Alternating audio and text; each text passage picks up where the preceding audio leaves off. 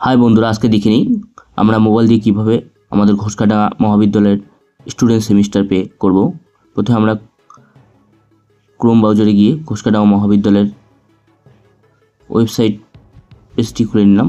এরপর এখানে স্টুডেন্ট জোনে গিয়ে স্টুডেন্ট সেমিস্টার পে অপশানে ক্লিক করে তারপর এখানে স্টুডেন্ট লগ ইন করে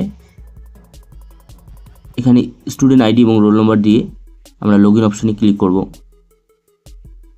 করার পর এখানে আপনার সামনে আপনার ড্যাশবোর্ডটি খুলে যাবে। এখানে দেখতে পারবেন এখানে ফি অপশান নামে একটা অপশান রয়েছে, সেই ফি অপশানে গিয়ে আমরা ক্লিক করব।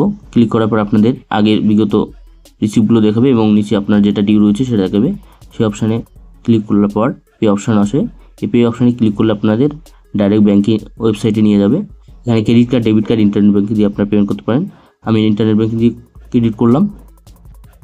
এরপর আপনার ব্যাঙ্কিংয়ের ইউজার নেম অ্যান্ড পাসওয়ার্ড দিয়ে লগ ইন অপশানে ক্লিক করার পরে আপনারা যে ব্যাঙ্ক থেকে আপনারা পেমেন্টটি করবেন সেই ব্যাঙ্কটি সিলেক্ট করার পর নিচের দিকে যাবেন। সেখানে আপনাদের কাছে ওয়ান টাইম পাসওয়ার্ড আপনার রেজিস্টার্ড মোবাইলে ব্যাঙ্কের সিকিউরিটির জন্য সেখানে পাঠানো হয়েছে।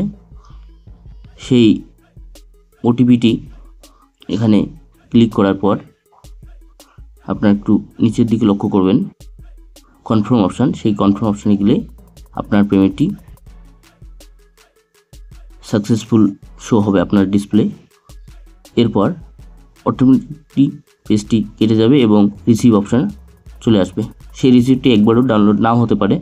সেক্ষেত্রে আপনাদের আবার পুনরায় ওই সেম প্রসেসে গিয়ে স্টুডেন্ট লগ ইন করে সেখানে স্টুডেন্ট আইডি এবং রোল নম্বরটি ক্লিক করে আপনাদের ওই ফি অপশানে আবার পুনরায় গিয়ে ওখান থেকে আপনার রিসিভ কপিটি দেখতে পারবেন।